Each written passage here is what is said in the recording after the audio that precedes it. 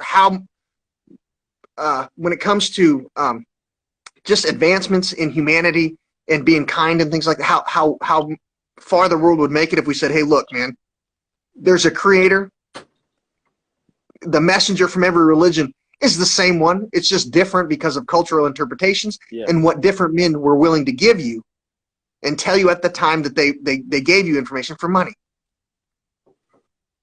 Yeah. Now, I mean, think about this. The most advanced information we have in science and the most advanced information we have in religions coming off the same sheet of paper. We have one sheet of paper and it says, the light of the world sacrifices itself on a crossover from energy into matter to give you your daily bread, your last supper, turn water into wine, be born in the flesh. And we call that quantum field theory's local manifestations of energy into matter in quantum physics.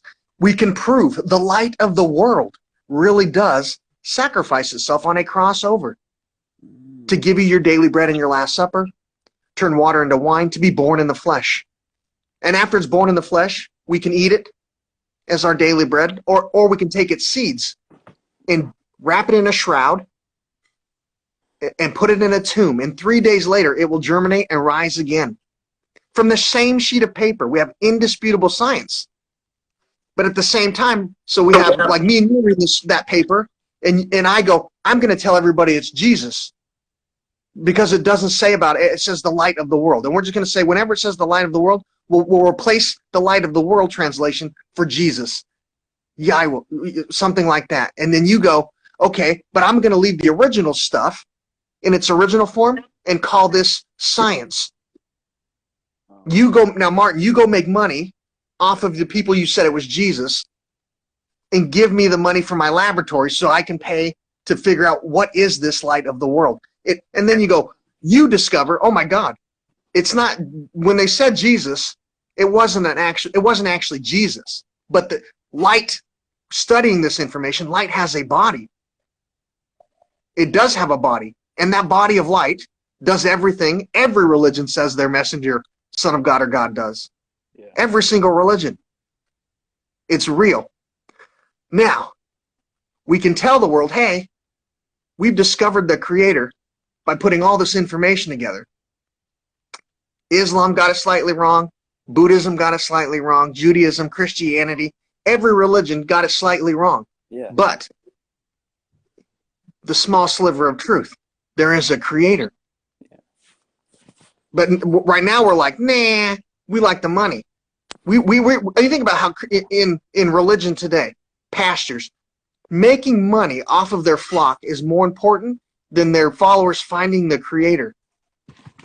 Yeah. Because of ego. I mean, think about this. I'm you know, and I'm not saying this in just random. I'm the pastor of Lighthouse Christian Church, and I've led my people the right direction.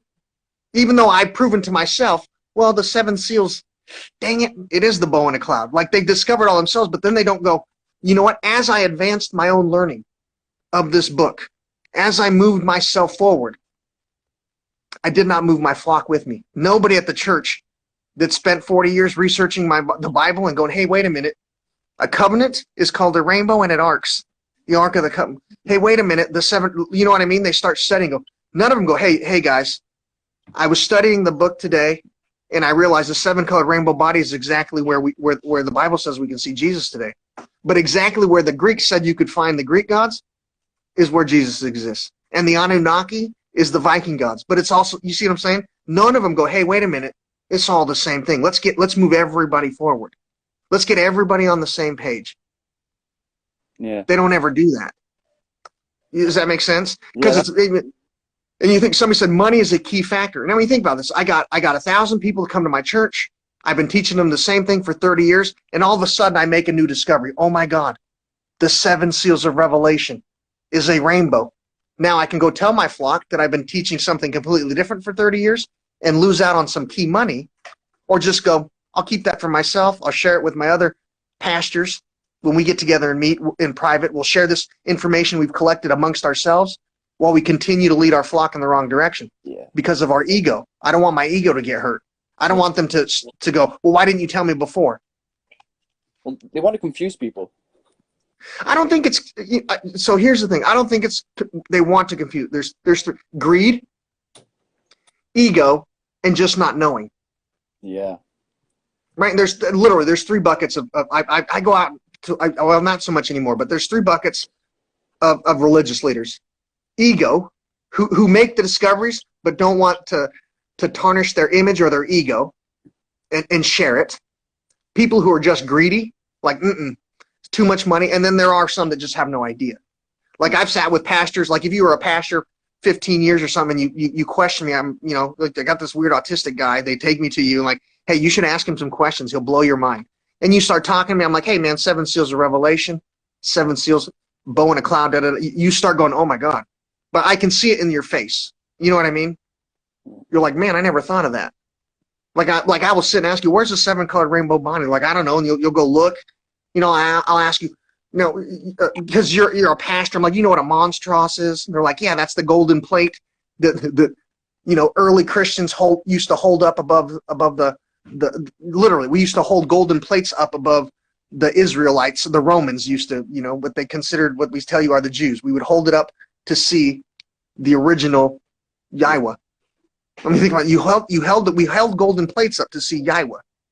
And in the center of that golden plate, you put what in there? Oh, the Eucharist. Eucharist, we put Eucharist in the center of these golden plates. And what is the Eucharist? I go, it's the body of Jesus. Okay, bread. We put a piece of bread in the center, and it's the body of Jesus. We take that bread out and give it to your followers while we hold that golden plate above their head and put the sun in the center. The sun that turned into that bread, that made that body, the Son of God. That's really cool. Right? This bread is the body of God. Well, how?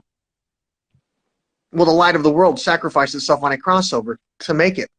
It's proven science. Really Does that make, you know what I mean?